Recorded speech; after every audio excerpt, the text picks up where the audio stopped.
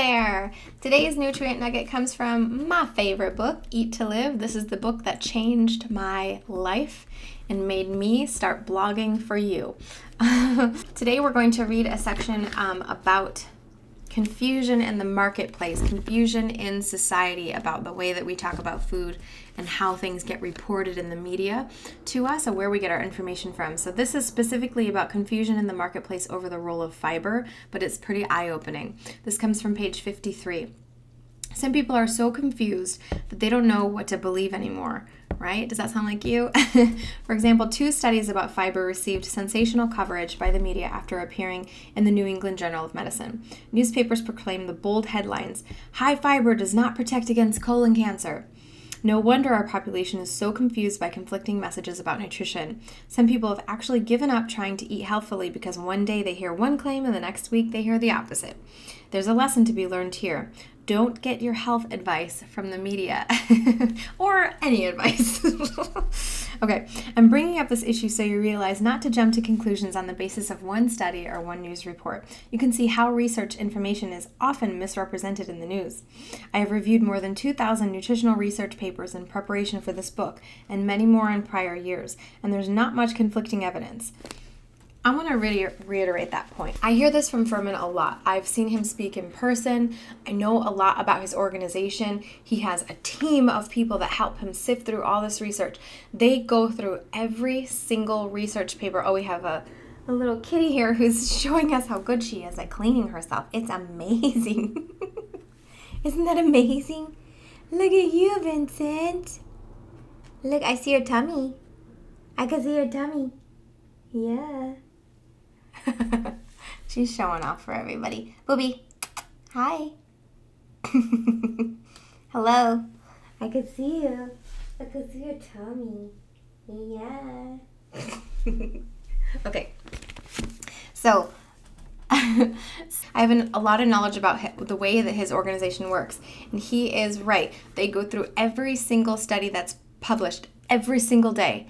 Every single one. And he's always talking about this, the preponderance of evidence, right? The big, broad, like when you look at all of the evidence, not 1 or 2 studies here and there, but when you look at all of the evidence, what does that point to?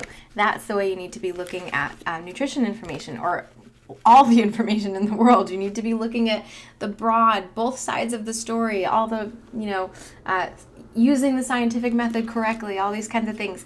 Look at these kinds of things, see if the studies were performed properly or not, etc. So I'm just going to go through a little bit of this here to explain how there can be some misunderstandings. As in a trial, the evidence has become overwhelming and irrefutable. High fiber foods offer significant protection against both cancer, including colon cancer, and heart disease. I didn't say fiber, I said high fiber foods. We can't just add a high fiber candy bar or sprinkle a little Metamucil on our donut and french fries and expect to reap the benefits of eating high fiber foods. Yet this is practically what the first study did. The studies mentioned above did not show that a diet high in fresh fruits, vegetables, beans, whole grains, raw nuts, and seeds does not protect against colon cancer. It has already been adequately demonstrated in hundreds of observational studies that such a diet does offer such protection from cancer at multiple sites, including the colon. The first study merely added a fiber supplement to the diet. I wouldn't expect adding a 13.5 gram fiber supplement to the disease-causing American diet to do anything. It's surprising that the study was actually conducted. Obviously, adding a supplemental fiber does not capture the essence of a diet rich in these protective plant foods. The second study compared controls against a group of people who were counseled on improving their diet. The participants continued to follow their usual disease-causing diet and made only a moderate dietary change, a slight reduction in fat intake, with a modest increase in fruits and vegetables for 4 years. The number of colorectal adenomas 4 years later was similar. Colorectal adenomas are not colon cancer, they are benign polyps. Only a very small percentage of these polyps ever advance to become colon cancer, and the clinical significance of small benign adenomas is not clear. In any case, it is a huge leap to claim that a diet high in fruits and vegetables did not protect against cancer. This study did not even attempt to address colon cancer, just benign polyps that rarely progress to cancer.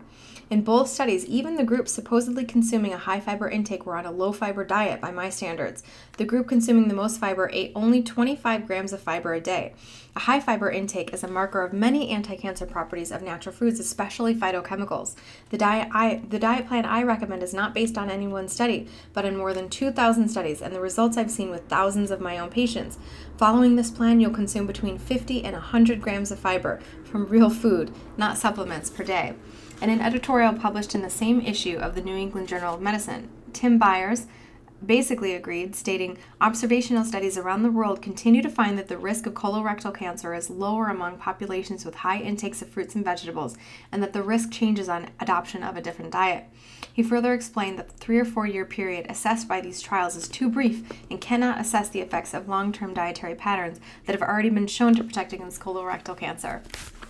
So some really good information here about how you can sort of pick apart these studies. When you hear a news story, why are they doing the news story, right? It's not necessarily to inform. It could be to get page views. It could get to get viewers, it could be a profit motive, that kind of thing. And we know so much of the news that we see out there is to get readers, is to get page views, is to get this kind of thing, which don't have anything to do with advancing the real truth of nutritional education. So you want to get your news from people that know what they're talking about and people that study everything. So something to consider.